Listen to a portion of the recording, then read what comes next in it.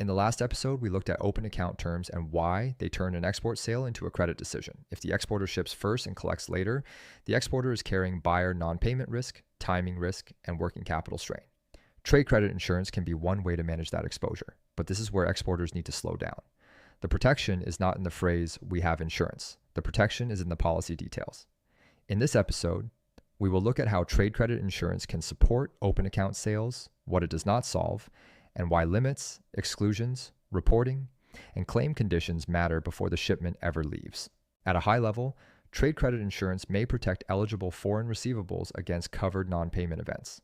That can include commercial risks, like a buyer insolvency or protracted default, and in some policies, it can include defined political risks affecting payment. It may help an exporter offer open account terms with more confidence, and it may also give lenders more comfort with insured foreign receivables in certain financing structures, but it does not make every sale safe. Coverage is usually tied to approved buyers, eligible countries' policy terms, deductibles, waiting periods, and claims conditions.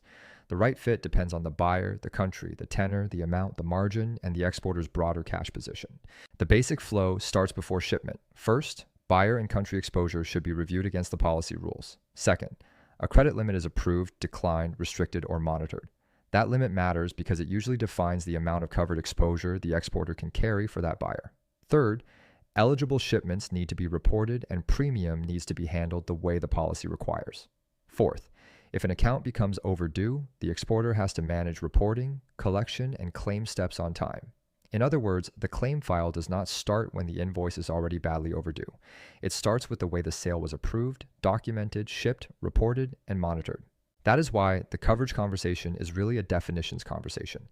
A buyer limit is not a rough estimate. It controls how much eligible exposure may be covered, and sales above the limit may be uninsured or require separate approval.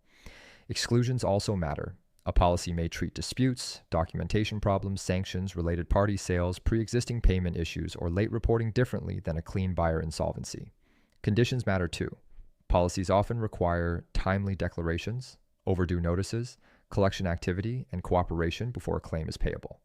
Two exporters can both say they have trade credit insurance, but the actual protection can be very different depending on the wording and how the policy is managed. Insurance is a risk tool. It is not an operating shortcut. It does not eliminate the need for buyer underwriting. It does not automatically cover every buyer, every country, every shipment, or every invoice. It does not turn weak documentation into a clean claim file.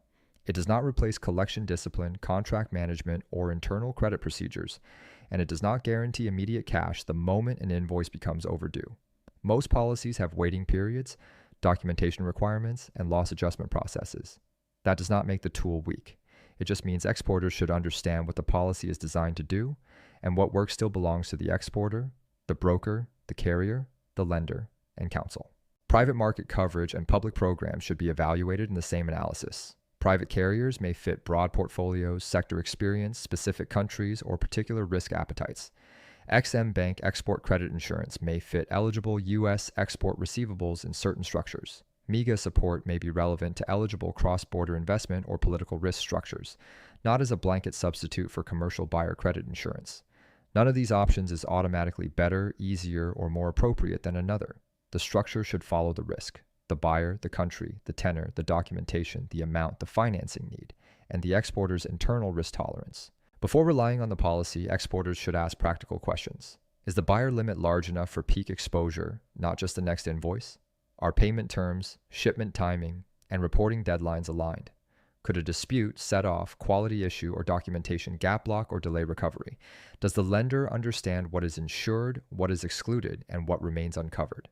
And does the sales team know when to pause before accepting a larger order or longer payment term? Impello helps exporters evaluate these options and navigate the advisory path. We do not replace carriers, banks, counsel, or internal credit teams, but we can help bring the right questions to the table before the receivable exists. The takeaway is simple. Trade credit insurance can support growth on open account terms, but only if the structure is actively managed. The useful question is not, are we insured? The useful question is whether the buyer, invoice, country, documentation, timing, credit limit, reporting, and claim conditions all line up if payment does not arrive. That is where exporters protect themselves from a dangerous false sense of security.